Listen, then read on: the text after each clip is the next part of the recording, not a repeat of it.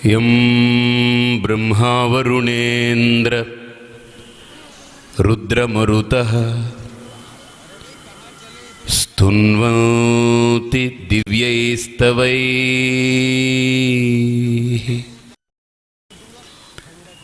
वेदैः साङ्गपदक्रमोपनिषदैः गायन्ति यं सामगाः ध्यानावस्थित तद्गतेन मनसान्ति यं योगिनः यस्यान्तं न विदुः सुरासुरगणाः देवाय तस्मै नमः। निधये सर्वविद्यानां भिषजे भवरोगिणां गुरवे सर्वलोकानां श्री दक्षिणामूर्तये नमः। श्रुतिस्मृतिपुराणानाम्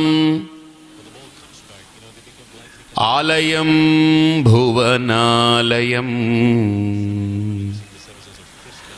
नमामि भगवत्पाद शंकरं लोकशंकरम्।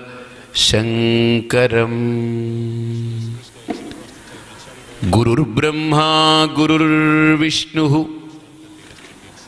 गुरुर्देवो महेश्वरः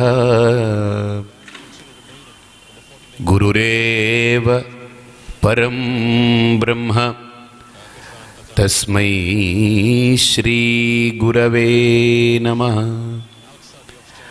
ओम दयानंद चरणौ मनसा स्मरामि दयानंद चरणौ शिरसा नमामि। పాపం ఒక ఆవిడ నన్ను, స్వామి మీరు మా ఇంటికి ఒకసారి భిక్షకు వస్తారా అని పిలిచారు. మార్నింగ్ బ్రేక్ఫాస్ట్కి వస్తారా అని వస్తానని చెప్పాను. వెళ్ళాను. వెళితే పాపం వాళ్ళ ఇంట్లో కోడలు వచ్చింది. స్వామి కూర్చోండి అనింది ఆవిడ. నీళ్ళు ఇచ్చింది, నీళ్లు తాగాను. అంతా అయిపోయిన తర్వాత అమ్మా అత్తగారేరమ్మా అన్నాను. పూజ చేస్తున్నారు స్వామి అనింది. ఇదేంటమ్మా ఎప్పుడు అని అంటే 7:30కి మొదలు పెట్టారండి, మీది అయిపోతుంది కదా 7 to 7:30 మొదలు పెట్టారండి. 7:30కి మొదలు పెట్టారు, ఇప్పుడు 8:30 అయిపోయింది, 1 అవర్ అయిపోయింది. అవును స్వామి, ఈ మధ్య మీ స్పీచెస్ విన్న తర్వాత మా అత్తగారు ఎక్కువసేపు పూజ చేస్తున్నారన్నారు. అలాగనా, ఫోన్లే మంచిది అనుకున్నాను. సరే నేను కూడా పేపర్ పట్టుకుని చదువుతున్నాను. ఎంతసేపు నేను కూర్చుంటాను, ఆవిడంటే పూజలో ఇన్మర్స్ అయింది. నాకు కుదరదుగా నేను వెళ్ళాలి కార్యక్రమం. అమ్మ 9 అయిపోయింది, 1.5 అవర్ అయిపోయింది. ఆవిడ ఏమిటి ఇంకా ఎంతసేపు చేస్తుందని అంటే మ్యాక్సిమం ఇంకొక 1 అవర్ కూడా పట్టేలా ఉందని. 2.5 అవర్స్ చేస్తున్నా అంటే 10 అయిపోతుంది అన్నాను. అవును స్వామి అని. ఎందుకమ్మా అంతసేపు అని అంటే వాళ్ళ కోడలనింది, స్వామి నేను సంతోషంగా ఉండడం మీకు ఇష్టం లేదా అని అడిగింది. నాకు ఐ వాజ్ వండర్డ్ అనమాట. ఏమ్మా మీ అత్తగారు పూజ చేస్తున్నారు, నీకు సంతోషంగా ఉండడం ఇష్టం లేదని అడుగుతున్నా, ఏమిటి లింక్ అన్నాను. నేను 24 గంటల్లో సంతోషంగా ఉండేది ఆవిడ చేసుకునే 2.5 గంటల సేపు పూజ. నాకు ఊపిరి తలుపుకుని హాయిగా కూర్చుని నేను అన్ని నా చక్క పెట్టుకోగలను. మీరు వచ్చి ఇంకో అరగంట పెంచమని నా సుఖాన్ని కూడా పెంచుతారేమో అనుకుంటే మీరు భిక్షకు వచ్చి నాకు ఈ శిక్ష వేసిపోతారా? తప్పు స్వామీజీ. కాబట్టి గుర్తుపెట్టుకోండి, మనం చేసే పూజ పదార్థ జాతమై పదార్థం వరకే వెళ్ళి ఆగిందనుకోండి, దిస్ ఈజ్ ది ప్రాబ్లం. కానీ గుర్తుపెట్టుకోండి, ఒక్క చిన్న మాట చెప్తాను. పూజ అనేటువంటి అంశంతో నేను అనుభూతి పొందేది మీకు చెప్తున్నాను. ఇది కరెక్టా కాదా మీరు దాన్ని ఒక్కసారి అనుభూతి పొంది చూడండి. నేనైతే పూజకు అన్నీ సిద్ధం చేసుకున్న తర్వాత స్నానం చేసి వస్త్రాచ్ఛాదన చేసుకుని కూర్చున్న తర్వాత అసలు పక్కన పెట్టేయండి అన్నీ, ఆ శివుణ్ణి చూస్తూ మనం ప్రపంచాన్ని, నన్ను, పరమాత్ముడిని కూడా మరిచిపోయి క్రియ జరుగుతూ ఉండాలి శరీరంతో. కానీ మన మనస్సు అదొక ఆనందానుభూతికి లోనైతే దట్ ఈస్ కాల్డ్ సగుణ సవికల్పక సమాధి. అదే సమాధి. ఇంకక్కడ భగవంతుడే ఉంటాడు. దేవో భూత్వా యజో దేవాన్. ఇక శివుడు అక్కడ ఉండడు. అక్కడ ఉన్నది శివుడే, ఇక్కడ ఉన్నది శివుడే. అక్కడ ఉండే పాండురంగడు ఇక్కడ ఉన్నాడే, ఇక్కడ ఉండే పాండురంగడు అక్కడ ఉన్నాడే. అంతేకాదు, నాలోనున్న శివునికి నేను నమస్కరిస్తున్నాను అంటారు. కానీ మనం ఏం చేస్తున్నామనంటే మన అహంకారం అలానే నిలబడింది. నేను అనే జీవభావం బాగా ఉంది. ఇంకా పైపొచ్చి సంకల్పం చేసి మమ ఉపాత్త సమస్త దురితక్షయ ద్వారా పరమేశ్వర ప్రీత్యర్థం అంతర్తోదలం మమ భర్త, మమ పుత్ర, మమ కోడలు, మమ నాపరాళ్ళు, నా గుండ్రాళ్ళు, నా మనవడు, నా గారెలు, నా బూరెలు, నా చిట్టి, నా పొట్టి, నా కట్టి, నా తట్టి, ఇయ్య ప్రపంచం ఇంట్లో ఉండే తట్టాపుట్టలన్నీ కూడా దేవుడి దగ్గర పెట్టి వాటికి కూడా సంకల్పం చేస్తున్నాం మనం. తట్టకి, పుట్టకి, చొంబుకి, తపేళాకి, చీపురికి, అన్నిటికీ స్పూన్లకు కూడా సంకల్పం చేస్తున్నాను దేవుడికి. అంటే మనం భగవంతుడికి మనకు మధ్యలో మొత్తం ప్రపంచాన్ని పట్టుకొచ్చి పెట్టి దేవుణ్ణి దూరంగా పెట్టి వాడిని ఒక కాపలాదారుగా చూస్తున్నాం మనం. అంతే. నాయన దీన్ని బాగా చూడు, దాన్ని బాగా. మనం ఇంటి నుంచి బయటికి వెళ్ళేటప్పుడు చెప్తా, ఏ బాబు నేను 2-3 గంటల దాకా రాను, స్వామీజీ ప్రవచనానికి వెళ్తున్నా, నువ్వు జాగ్రత్తగా చూసుకో, ఎవరిని లోపల వదలకు, ఇల్లంతా కొంచెం జాగ్రత్తగా చూసుకో అన్నట్టుగా మనకు కూడా భగవంతుడు మనం చదివే లిస్ట్ అన్నిటినీ కూడా భర్తను బాగు చేయి, కొడుకుని బాగు చేయి, లేకపోతే అది చేయి, ఇది చేయి అని చెప్పి వాడి దగ్గర ఒక కాపలాదారుగానే చూస్తున్నా. అంటే ఐఎమ్ నాట్ బ్లేమింగ్ దిస్, ఇది కరెక్టే. కానీ దీన్ని ఇంకా కొద్ది కరెక్ట్ చేసుకుందాం, ఇంకో అడుగు ముందుకు ఎక్కుదాం మనం. ఎందుకంటే ఇంతకాలం అదే చేసి చేసి అక్కడే కూర్చున్నాం మనం. నేను చెప్పేది తప్పనట్లేదు, అక్కడే కూర్చున్నాం మనం. ఇంతకాలం అలా చేసి చేసి అక్కడే కూర్చున్నాం. ఒక్క అడుగు ముందుకేసి చూడండి, దాంట్లో ఆనందం ఉందో లేదో చూడండి. ఒక్కడుగు వేయండి. ఇప్పటి వరకు మనం ఏం చేసామనంటే ప్రపంచం కోసం పరమాత్ముడిని వాడుకున్నాం. ఇప్పుడు పరమాత్ముడి కోసమే పరమాత్ముడిని ముట్టుకుంటాం. ఈ ఆనందాన్ని ఒకసారి చూడండి ఎలా ఉంటుందో. నాకేం వద్దు భగవంతుడా, నువ్వు చాలు. అన్యదా శరణం నాస్తి త్వమేవ శరణం మమ. నాకు ఈ ప్రపంచం గురించి నేను ఎక్కువ చింతపడను. ఎందుకని, నేను చింతించినా చింతించకపోయినా నడిపేవాడు నువ్వు, నడిపించేది నువ్వు. That's it. నాకేం బాధ లేదు. నువ్వే అన్నిటికీ కర్త, భర్త, భోక్త, హర్త అన్నీ నువ్వే. నేనేం కాదు ఇందులో. నా అహంకారంతో నేను దేన్ని నిలబెట్టగలను, దేన్ని రక్షించుకోగలను, దేన్ని నిలుపుకోగలను? నాకు కాదు ఇది. అంతా చేసేది నువ్వే. సర్వము తానయ్యున్న వాడివి నువ్వే. నీకు తెలుసు. నేను ఏది అడగక్కర్లేదు. ఇన్ఫ్యాక్ట్ మనం అడిగామనుకోండి, ఒక ఆయన సంకల్పం చేస్తున్నప్పుడు పూజ అయిపోయిన తర్వాత ఆయన నాతో కూర్చుని వాళ్ళ ఇంట్లో, స్వామి నాకు ఒక ఐడియా వచ్చిందండి అన్నాడు. ఏమిటని అడిగాను. నేను వ్యాపారం అభివృద్ధి అవ్వాలని నేను ఒక ఆయన్ని అడిగాను. ఆయన అన్నారు, లక్ష్మీ గణపతి హోమం చెయ్యండి అన్నారు. మా పంతులు గారు వచ్చారు, సంకల్పం చెప్పించారు. నన్ను ఆయన అడిగారండి, ఏమండి మీరు ఏం చేయాలి, ఏమిటి సంకల్పం అంటే, ఇలా వ్యాపార అభివృద్ధి అని అన్నాను. పంతులు గారండి వ్యాపార అభివృద్ధి అర్థం కోటి లాభతా సిద్ధ్యర్థం అన్నాడండి. కానీ నా పెట్టుబడే 55-60 లక్షలు పెడుతున్నానండి, ఈయన 1 కోటి లాభమే అడిగాడండి బాబు. నాకు బెంగగా ఉంది. 1 కోటి వస్తే సరిపోదు, దేనికి దానికి సరిపోదు, ఏం చేయమంటారని అడిగాడు ఆయన. ఇప్పుడు అయిపోయింది, సంకల్పం అయిపోయింది, పూజ అయిపోయింది, హోమం అయిపోతుంది, పూర్ణాహుతి. ఇప్పుడు ఏం చేయమంటారని అడిగారు. నేను ఆ పంతులు గారిని పిలిచాను. ఏమండి మీరు బ్రహ్మగారు ఇలా అన్నారట, ఆయన చాలా బెంగ పెట్టుకున్నారు, నన్ను అడగమంటున్నారు, ఏం చేద్దామని. ఈ స్వామి ఇంక నేను ఏం చెప్పాలండి మీకు అని అడిగారు. ఏమిటి అని అన్నాను. కోటి లాభము అని అంటే అక్కడ ఏమిటండి, 1 కోటి రూపాయలని కాదు, 1 కోటి రూపాయలని కాదు అక్కడ అర్థం. అంటే కోటి అనేటువంటి దానికి అర్థం ఏంటంటే ఎక్కువ ధన సమృద్ధి కలగాలని అర్థం. అంటే సింగులర్, డ్యూయల్, ప్లూరల్ అని ఉంటుంది కదా. ప్లూరల్ అనమాట. అది ప్లూరల్ యూసేజ్ ఆఫ్ ప్లూరలిస్టిక్. అది ప్లూరల్లో ఉపయోగించాం. కోటి లాభము అని అంటే 1 కోటి రావాలని కాదు అక్కడ అర్థం. అంతే. కోటి వచ్చి అంటే 99,99,999 రూపాయల తర్వాత ఇంకొక రూపాయి వచ్చి ఆగిపోవాలని కాదు. అది కాదు నా లెక్క. కోటి అనేటువంటిది it is a figurative expression అంతే. ఆయన ఏం బెంగ పెట్టుకోవద్దండి అన్నాడు. కానీ ఆయన చూడండి, నిజంగా ఇది ఏంటంటే ఆయన పూర్ణాహుతి చేసేటప్పుడు కూడా ఏమో ఈయన అలా అంటున్నారు కానీ నాకు కోటే వచ్చేస్తుంది, అంతవరకు వచ్చి ఆగిపోతుందేమో అనుకున్నాడు. బాగా ఆలోచించండి. హోమం చేశాడు, పూర్ణాహుతి చేశాడు, పంతులు గారికి అందరికీ దక్షిణాది ఇచ్చారు, పంపించారు. ఒక 3 నెలల తర్వాత వ్యాపారం బాగా అందుకున్న తర్వాత నా దగ్గరకు వచ్చాడు. వచ్చిన తర్వాత, Swami I'm not satisfied with this అన్నాడు ఆయన. నాకు అంత సాటిస్ఫాక్టరీగా లేదన్నాడు.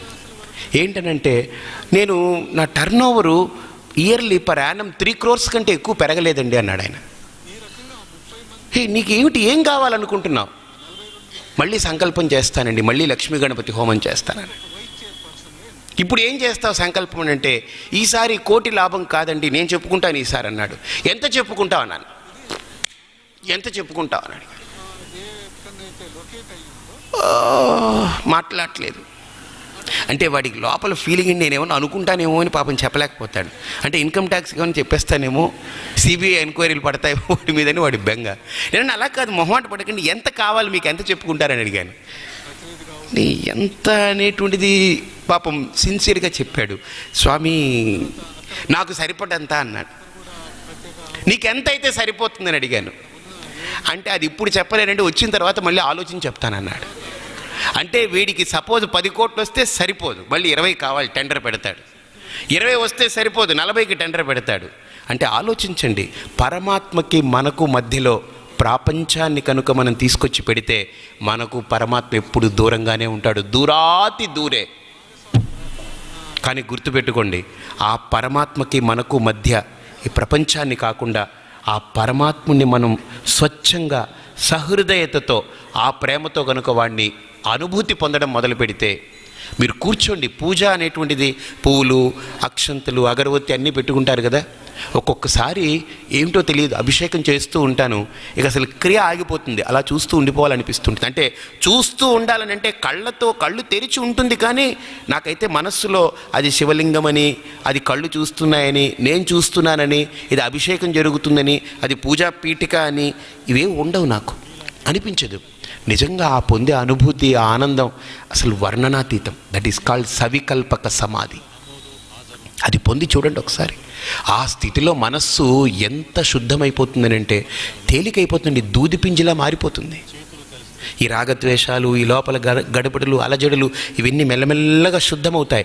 అంతేకాని భగవంతుని ఎదురుగుండా పెట్టుకుని వాడికి మనకు మధ్యలో పెద్ద ప్రపంచాన్ని పట్టుకొచ్చి పెట్టి, ఇవన్నీ నువ్వు చూడు, ఇవన్నీ బాగు చేయి, ఇవన్నీ చేయి, అలా చేయి, నువ్వు రొట్టెలివ్వు, కట్టెలివ్వు, బట్టెలివ్వు, లేకపోతే అది ఇదివు, ఇవన్నీ వాడిని పట్టుకొని పిండి వాడిని పట్టుకుని అక్కడ పీడించి పాడేస్తే పరిస్థితి దారుణంగా ఉంటుంది. నువ్వు రొట్టెలు ఇచ్చి తివి, నేను తింటిని, నువ్వు బట్టలు ఇచ్చి తివి, నేను కట్టి తిని, నువ్వు కట్టెలు ఇచ్చి తివి, నేను కాల్చి తిని, నువ్వు ఉత్తముండవు, నేను పాతకుండను, ఓ అని అరవడం ఏదో అవసరం లేదు. నాకు తెలిసి అంత ఆ అరుపులు, కేకలు, గోలలు అక్కర్లేదు. Just the moment I see, నా కళ్ళతో నేను ఆ పరమాత్ముని చూస్తూ ఓ పుష్పాన్ని తీసి, బాగా చూడండి, ఒక కవి అంటాడు, సమాధి అంటే ఏంటనంటే భగవంతుణ్ణి ఆరాధించాలి అని ఒక ప్రతిమను ఎదురుగుండా పెట్టుకుని, పరమాత్మ, నేను పరమాత్మను ఆరాధిస్తున్నానని మా ఇద్దరి మధ్య ఆ అంతరాన్ని పెట్టుకొని పువ్వు పైకి తీసి ఆ పరమాత్మ పాదాల దగ్గర పెట్టేలోపే నాకు భగవంతుడికి మధ్య ఉండే భేదం తొలగిపోవాలి, అద్వయ సిద్ధి కలగాలి. అది నిజమైన పూజ. వాడు దేవుడు, నేను జీవుడు అనేటువంటి భేదంతో ఓ పుష్పాన్ని తీసి వాడి పాదాల మీద పెట్టే లోపే నా మనస్సులో ఆ భేదం తొలగాలి, ఆ ద్వైతం తొలగాలి, అద్వైత సిద్ధి కలగాలి. అక్కడే దేహో దేవాలయ ప్రోక్త జీవో దేవ సనాతన త్యజేద్ అజ్ఞాన నిర్మాల్యం సోహం భావేన పూజయేత్. ఆ స్థితి నాకు కలగాలి. ఆ స్థితి కలిగినప్పుడు మనస్సు నిజంగా వాస్తవాన్ని పొందడానికి ఉవ్విల్లూరుతుంది, సత్యాన్ని పొందడానికి ఉవ్విల్లూరుతుంది. ఆ స్థితిలో కేవలం ప్రతిమకే, ఒక రూపానికే మనం పరిమితం కాము, కనిపించే అన్ని రూపాలు కూడా నాకు సమాధిని కలిగించగలుగుతాయి. చూసే ఏదైనా సరే, ప్రతి చూపు కూడా. అందుకనే నాకు చాలా ఇష్టమైనటువంటి శ్లోకం ఏంటంటే, చాలా అద్భుతమైన శ్లోకం, కరచరణ కృతం వా కాయజం కర్మజం వా. ధ్యాన శ్లోకం మనకు శివ ఈ మానస పూజలో శంకర్లు అంటారనమాట, ఆయన ఆత్మాత్వం గిరిజామతి సహచరాహ ప్రాణాశరీరం గృహం పూజాతే విషయోపభోగరగ రచన నిద్రా సమాధి స్థితి సంచార పదయో ప్రదక్షిణ విధి స్తోత్రాన్ని సర్వాగిరో యద్యత్ కర్మ కరోమి తత్తదఖిలం శంభో తవారాధనం అంటాడు ఆయన. పరమాత్మ, ఈ పువ్వు తీసుకొచ్చి నీ మీద వేస్తేనే పూజ కాదు. ఎందుకని? ఇది పదార్థ పూజ. నేను కళ్ళతో చూసిన విషయము పూజ అయిపోవాలి, నేను చెవితో వినే శబ్దము పూజ అయిపోవాలి. నేను ఉచ్చరించే మాట పూజ అవ్వాలి, నేను నడిచే నడక పూజ అవ్వాలి, నా మనస్సులో కదిలే ఆలోచన పూజ అవ్వాలి. అంటే అన్నీ నేను చేసే ప్రతిదీ పూజ అయిపోవాలి అని అంటే దాంట్లో ఒకటే అంతరం. వాడు కోరుకున్నది అక్కడ భక్తుడు, నేనే భగవంతుడిని అయిపోవాలి. That's it.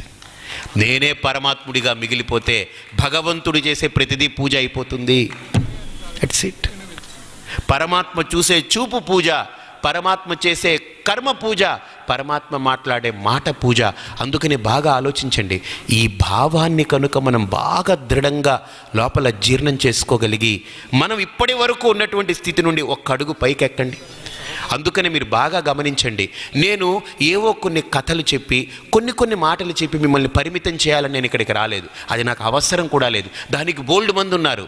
కానీ మనం ఉన్న స్థితి నుండి ఉన్నత స్థితికి ఎక్కడమే సాధన. సాధన అంటే ఏదో కాదు. మనం ఉన్న స్థితి నుండి ఒక్క మెట్టు పైకెక్కి ఉన్నత స్థితికి చేరుకోగలిగిన అదే సాధన. ఈ భగవద్గీతలో ప్రతి శ్లోకము, ప్రతి పదము, ప్రతి వాక్యము, ప్రతి లైను కూడా మనల్ని ముందుకు నెడుతూ పాకెటింగ్ చేస్తుంది భగవద్గీత. అంత గొప్ప గ్రంథం ఇది. అందుకని ఇక్కడ ఓపెనింగ్ స్టేట్మెంట్ అన్నాడు, మై ఆసక్త మనాః పార్థ. అర్జున, నాయందు ఆసక్తి, నాయందు ఒక రకమైనటువంటి అనుభూతి కలిగి ఉన్నటువంటి వాడై ఉండాలి. అంటే నేను ఒక గులాబీ పువ్వుని చూస్తే ఆస్వాదించగలుగుతున్నాను, కొంతసేపు చూస్తాను, ఓకే, తర్వాత మళ్ళీ మార్చుకుని వేరే ఇంకో దాంట్లో నా మనస్సును పెడుతున్నాను. ఇప్పుడు సపోజ్ ఏదైనా ఒక ఇష్టమైన వస్తువుని చూస్తే నా మనస్సు అక్కడ లీనమైపోతుంది. అలాగనే భగవంతుణ్ణి చూసినప్పుడు కనీసం ఒక్క నిమిషమైనా నా మనస్సు అక్కడ సవికల్ప సమాధికి గురవుతుందా? లోపల ఇక నాకు ఏమీ గుర్తుకు రాకుండా ఆ పరమాత్ముడే సర్వము ఉన్నటువంటి ఆ తత్వానికి నా మనస్సు చేరువవుతుందా? అవ్వగలిగే స్థితి రావాలి ఒక వ్యక్తికి. లేకపోతే భగవంతుడు కూడా అక్కడ రాయే, అంతే, దట్స్ ఇట్. కేవలం అదొక ప్రతిమలాగానే ఉండిపోతాడు. బాగా ఆలోచించండి.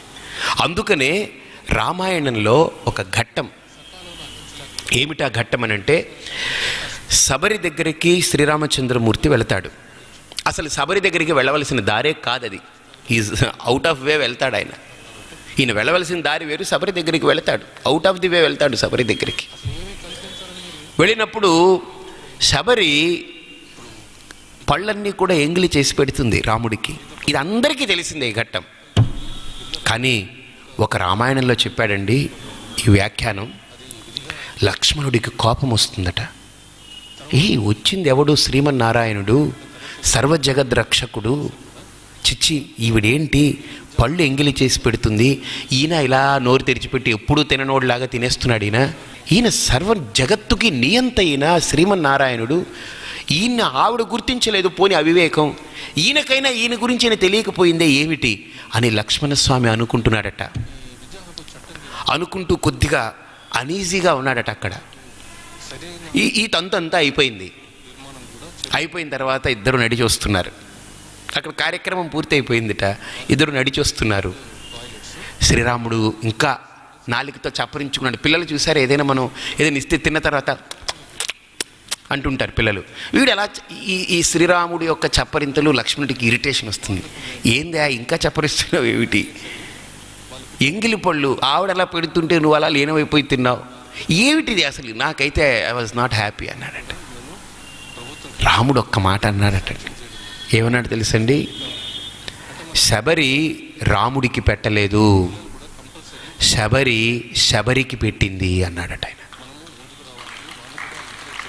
లక్ష్మణుడికి ఒక్క క్షణం ఏం అర్థం కాలేదు, రివ్వుమని తల తిరిగింది.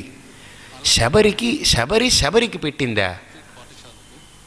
అంతేకాదు, రాముడు శబరిది తినలేదు, రాముడు రాముడిదే తిన్నాడు అన్నాడట. శబరి రాముడికి పెట్టలేదు, శబరికే పెట్టింది. రాముడు శబరిది తినలేదు, రాముడిదే తిన్నాడు అన్నాడట. ఈ లక్ష్మణుడికి అర్థం కాలేదు. ఇదేంటయ్యా నాకు అర్థం కావట్లేదనంటే అప్పుడు ఉపనిషత్ శ్లోకం చెప్తాడు, ఆత్మవత్ సర్వభూతేషు. శబరి రాముడు అని చూడలేదు, తన యొక్క స్వరూపాన్నే చూసుకుంది నన్ను చూడగానే. అంటే రాముడు అంటే సగుణం కాదు, నిర్గుణం. అంటే ఒక శుద్ధమైన అద్దం ముందు నేను వెళ్ళి నిలబడితే నేనే కనపడతాను, నేను తప్పుకొని మీరు వెళ్ళి నిలబడితే మీరు కనపడతారు, మనిద్దరం తప్పుకొని గులాబీ పువ్వు పెడితే గులాబీ పువ్వు కనపడుతుందంటే అద్దానికి దాని ఎదురుగుండా ఉన్నదాన్ని ప్రతిబింబించగలిగేదే అద్దం యొక్క శక్తి. అలాగనే నేను రాముడు అని అంటే ఈ సగుణం కాదయ్యా, పరమాత్మ. ఎవడు నా దగ్గరకు వస్తే వాడే అక్కడ కనిపిస్తూ ఉంటాడు, వాడైపోతుంటాడు అని. కాబట్టి ఇక్కడ మనం గుర్తించవలసినటువంటి అంశం కూడా, మనం అంత స్థితిలో ఉన్నటువంటి ఆ స్థితిని, ఆ అనుభవ వేద్యాన్ని దూరం చేసుకొని ప్రపంచాన్ని మనం మధ్యలో పెడుతున్నాం. అందుకనే ఇక్కడ కృష్ణుడు మొట్టమొదటి మాటతో దాన్ని రూల్ అవుట్ చేసి, అర్జున, నాకు భక్తుడికి మధ్య ప్రపంచం ఉండకూడదు, నేను భక్తుడు డైరెక్ట్ అవ్వాలి, ముఖాముఖి అవ్వాలి. మా ఇద్దరి మధ్య మీడియేటర్స్ ఉండకూడదు, మా ఇద్దరి మధ్య ఇంకా మధ్యస్థం ఏది ఉండకూడదు, మేమిద్దరం ముఖాముఖి కూర్చోగలగాలి. బాగా చూడండి, కళ్యాణంలో పెళ్లి జరుగుతుంది కదా, హిందూ సంస్కృతిలో వివాహ ప్రక్రియ జరుగుతుంది. ఆ వివాహ ప్రక్రియలో ఒక ప్రధానమైనటువంటి ప్రక్రియ ఏంటనంటే, పెళ్లి కొడుకు పెళ్లి కూతురు చూసుకోరు. ఎంతవరకు చెప్పండి? జీలకర్ర బెల్లం పెట్టేదాకా. ఈవెన్ జీలకర్ర బెల్లం పెట్టేటప్పుడు కూడా చూసుకోరు. అర్థమైందండి? మనకు వివాహంలో 3 ముహూర్తాలు ఉంటాయి, ఒక ముహూర్తం కాదు. మొట్టమొదటి ముహూర్తం జీలకర్ర బెల్లం పెట్టడం, రెండవ ముహూర్తం మాంగళ్య ధారణ, మూడవ ముహూర్తం పాణిగ్రహణం. ఈ 3 ముహూర్తాలు ఉంటాయి వివాహంలో. అంటే 3టికి ముహూర్తాలు పెట్టక్కర్లేదు. జీలకర్ర బెల్లానికి ముహూర్తం పెడితే తదనంతరం వరుసగా వచ్చేటువంటివన్నీ కూడా ఆ ముహూర్తంలో అంతర్భాగమై ఉంటుంది. కానీ ఈ 3 ప్రధానమైనటువంటి ముహూర్తాలు: జీలకర్ర బెల్లం పెట్టడం, మాంగళ్య ధారణ చేయడం, పాణిగ్రహణ చేయడం. గుర్తుపెట్టుకోండి, ఆ జీలకర్ర బెల్లం పెట్టేంత వరకు కూడా ఇతనికి ఆవిడ ముఖం తెలియదు, ఆవిడికి ఇతని ముఖం తెలియదు. మీరు బాగా చూడండి, బట్ట పెడతారు. ఆ బట్ట ఏంటంటే పెద్ద టర్కీ టవల్ పట్టుకొచ్చి పెట్టరు. ఏం క్లాత్ పెడతారు చెప్పండి? పల్చగా గ్లాస్కో పంచె లాంటిది పెడతారు. ఎందుకు తెలుసండి? అది కనిపించాలి కానీ పూర్తిగా తెలియకూడదు. వీడు ఆవిడికి కనిపించాలి కానీ పూర్తిగా తెలియకూడదు. నిజంగా ఆలోచించండి, దీంతో పెద్ద విషయం ఏం కాదు. ఇది మన సంస్కృతి పెట్టింది. మనకు కూడా లోపల భగవంతుడు కనిపిస్తున్నాడు కానీ అనిపించట్లేదు. ఇంకా తెర ఉంది మనకు భగవంతుడికి మధ్య, ఇంకా ముహూర్తం రాలేదు. మనకు భగవంతుడికి మధ్య ఆ తెర ఉంది. చూడండి, ఆ వివాహ సమయంలో పెళ్లి కూతురికి పెళ్లి కొడుక్కి మధ్య ఉన్నటువంటి ఆ వస్త్రం ఇద్దరిని వేరుగానే ఉంచుతుంది. ఆ వస్త్రం ఉన్నంత వరకు she would be, that's it. She maybe could be also. She only would be. ఇంకా భార్య కాలేదు, ఆవిడ ధర్మపత్ని కాలేదు. బాగా చూడండి, ఎప్పుడైతే జీలకర్ర బెల్లం పెట్టిన తర్వాత, ఒక్కసారి స్పర్శ జరిగిన తర్వాత తెర తీసేశారో, బాగా చూడండి, ఇక వాళ్ళిద్దరిని కలిపి కూర్చోబెడతారు. ఇక మధ్యలో ఎవరు వస్త్రం పెట్టరు. ఇక వాళ్ళిద్దరి మధ్య ఏదీ వెళ్ళడానికి లేదు. ఈవెన్ వీళ్ళ తల్లిదండ్రులు మధ్యలో ఉండడానికి లేదు, వాళ్ళ తల్లిదండ్రులు మధ్యలో ఉండడానికి లేదు. ఇక వీళ్ళిద్దరు ఒకటయ్యారు. అంటే వాళ్ళిద్దరి మధ్య అడ్డు ఉన్నంతకాలం దంపతులు కారు. ఆ అడ్డు తొలగితే ఇద్దరూ ఏకమైపోతారు. అలాగని నాకు పరమాత్మకు మధ్య ప్రపంచంలో ఏ ఒక్కటి అడ్డొచ్చినా నాకు పరమాత్మకు మధ్య అడ్డు ఉంటూనే ఉంటుంది. నాకు అనుభూతి లేదు. పరమాత్ముని కేవలం ఏదో ఒక భావనతో, ఒక నమ్మకంతో, ఒక విశ్వాసంతో మాత్రమే నేను ఆరాధిస్తూ ఉంటాను. అందుకనే హిందూ సంస్కృతిలో ఉండేటువంటి వాంగ్మయాల యొక్క ఔన్నత్యం ఏంటంటే, పురాణాలు, ఇతిహాసాలు, వాంగ్మయాలు, కావ్యాలు, నాటకాలు, అలంకారాలు, ఇవన్నీ కూడా మిగతా మతాల్లో లాగా నమ్మకాల్ని ప్రబోధిస్తుంది. కానీ మిగతా మతాల్లో నమ్మకం వరకే వెళుతుంది. భగవంతుడు ఉన్నాడు, పైనున్నాడు పరమాత్మ, వాడిని నమ్ము, వాడు లేకపోతే ఈ ప్రకృతి నడవదు అని అన్ని మతాలు చెప్తున్నాయి. మన పురాణాలు, రామాయణం, భారతం, ఇతిహాసం అన్నీ అవే చెప్తున్నాయి. కానీ ఫర్దర్గా అదే కనుక మన సంస్కృతి కూడా అయితే, మన సంస్కృతి కూడా నమ్మకం వరకే ఆగిపోతాం మనం. గుర్తుపెట్టుకోండి, మన సంస్కృతి కూడా నమ్మకం వరకే వెళ్ళి ఆగిపోతాం. కానీ మన సంస్కృతిలో పురాణ, ఇతిహాస, కావ్య, నాటక, అలంకారాలు అన్నీ కూడా నమ్మకాన్ని బోధిస్తూ ఇక ఆగిపోతాయి. అక్కడి నుంచి ఈ భగవద్గీత లాంటి ఉపనిషత్ సిద్ధాంతం బయలుదేరి, భగవంతుడు నమ్మదగ్గ వస్తువు కాదు, నీ యొక్క నిజస్వరూపమైనటువంటి వాడే పరమాత్మ. ఇది నిజమైనటువంటి తత్వం, నమ్మకానికి సంబంధం కాదు, ఇది నిజ నిర్ధారణ చేసుకోవాల్సిన అంశమని మనల్ని ఇంకొద్దిగా ముందుకు నడిపిస్తుంది. అందుకనే మన భారతీయ సంస్కృతిలో పరమాత్మ నమ్మదగ్గ వస్తువు మాత్రమే కాదు. అందుకనే ఇక్కడ శ్రీకృష్ణ పరమాత్మ మై ఆసక్త మనాః పార్థ యోగం యుంజన్ మదాశ్రయ, అంతేకాదు అసంశయం సమగ్రం మాం యదాజ్ఞాస్యసి తచ్ఛృణు, ఇక నా యొక్క యథార్థమైన స్వరూపాన్ని నీకు చెప్పబోతున్నాను, విను అని చెప్పబోతున్నాడు ఆయన. అయితే మీకు చిన్న థాట్ ప్రొవోకింగ్గా ఒక అంశం చెప్తాను.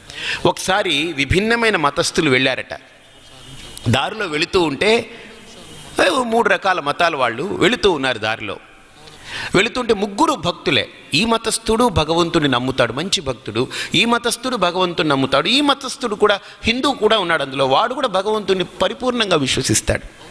ఈ ముగ్గురు వెళుతూ ఉంటే పాపం ఏదో పని చేసుకుందామని వెళుతూ ఉంటే ఒక లంకి బిందె దొరుకుతుంది. అందరికీ మూట దొరకగానే ముగ్గురు అనుకుంటారు, చాలా మంచిదైంది, మన ముగ్గురు సమంగా పంచుకుంటామని ముగ్గురు పంచుకున్నారు. దాన్ని పంచుకొని ముగ్గురు అనుకున్నారట, అలా కాదు, ఒక పని చేస్తాం, భగవంతుడి దయతోటే కదా మనకు దొరికింది, భగవంతుడికి ఇవ్వాలి కదా అని ఏం చేద్దామని అంటే వాళ్ళు ఏదో గుడికి వెళ్ళి, ఈ మతస్థుడు అన్నాడు నేను వచ్చింది నా గుళ్ళో వేస్తాను, నేను అనుకున్నది నా గుళ్ళో వేస్తాను, నా దాంట్లో వేస్తాను అన్నాడు. హిందూ కూడా నేను అనుకున్నది నా దేవాలయంలో వేస్తాను అనుకున్నాడు. అయితే ముగ్గురు ఏం చేశారంటే మొట్టమొదట ఒక మతస్థుడు ఒక గిరి గీసుకున్నాడు. గిరి గీసుకుని వాడి దగ్గర ఉన్న డబ్బులు, వాడి వాటాకు వచ్చినటువంటి డబ్బంతా, పరమాత్మ నేను పైకి వేస్తున్నాను, గిరిలో పడ్డదంతా నీది, బయట పడ్డదంతా నాది అన్నాడట. ఇలా పైకి వేశాడు. గిరిలో చాలా పడ్డాయి. వాడు వేయడం కూడా బాగా విసిరేశాడు పైకి. చాలా కొద్దిగా తెలివిగలవాడే, కొద్దిగా బాగా గట్టిగా విసిరాడు. విసిరడంలో గిరిలో కొంత పడింది, గిరి బయట కొంత పడింది. గిరిలో పడిందంతా భగవంతుడికి ఇవ్వాలని మూట కట్టి పరమాత్మకి అని రాసి పెట్టుకున్నాడు. బయటపడిందంతా నాకు అని రాసుకున్నాడు. వీడు పక్కకి వెళ్ళాడు. మళ్ళీ ఆ గిరి రెడీ అయింది. రెండో వాడు వచ్చాడు, రెండో మతస్థుడు. భగవంతుడా ఈ మూటలో ఉండే డబ్బంతా పైకి విసిరేస్తాను, గిరిలో పడింది నాకు, బయటపడింది నీకు అన్నాడు. వాడు కొద్దిగా మార్చాడు. ఇప్పుడు లోపలిది నాకు, బయటిది నీకు అన్నాడు. అరే గిరిలో పడిందంతా బాగా పడింది, వీడు మూట కట్టుకున్నాడు, వీడికని పెట్టుకున్నాడు, బయటపడింది భగవంతుడికని రాశాడు, పెట్టుకున్నాడు. ఇప్పుడు హిందూ వచ్చాడు. వీళ్ళు అనుకున్నారు మనం రెండూ వాడేసాం, లోపల బయట వాడేసాం, ఇంక వీడేం చేస్తాడు, ఇంకా వీడు దొరికిపోయాడు అనుకున్నాడు. వీడేం చేశాడంటే అక్కడ నిలబడ్డాడు. పరమాత్మ నేను నిన్ను పరిపూర్ణంగా విశ్వసిస్తున్నాను, నేను పైకి విసిరేస్తాను, నీకు కావలసిందంతా పైకి తీసుకో, అక్కర్లేని కింద పడి నేను తీసుకుంటాను.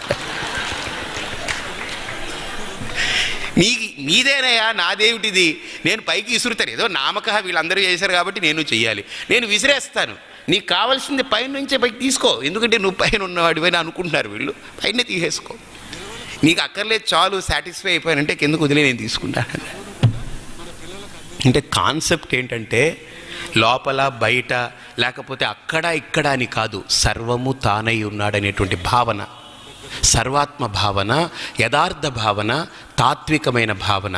దాని గురించి శ్రీకృష్ణుడు చాలా విస్తృతంగా చర్చించి ఈ 7వ అధ్యాయంలో 3 అంశాల మీద మాట్లాడతాడు. అసలు ఈ ప్రకృతి అంటే ఏంటి, ఈ ప్రకృతిని అనుభవించే నేను జీవుడిగా, ఒక జీవుడిగా ఈ ప్రకృతిలో భాగమై ప్రకృతిని అనుభవిస్తూ ప్రకృతిలో కలిసిపోతుంటాడు. ఈ జీవుడు ఎవరు?